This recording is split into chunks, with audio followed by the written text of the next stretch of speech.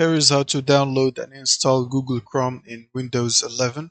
So first you will need to open Edge because it comes with Windows. So just click on it and it should open Edge browser. And in here we should look for Google Chrome download. Press enter and click on the first link here. And it should take you to the Chrome page. Now simply click on download Chrome and just wait for it to download the Chrome setup. Now once the setup is completed, click on the Chrome setup to open it. And now confirm and wait for it to start downloading Chrome. It should take a minute.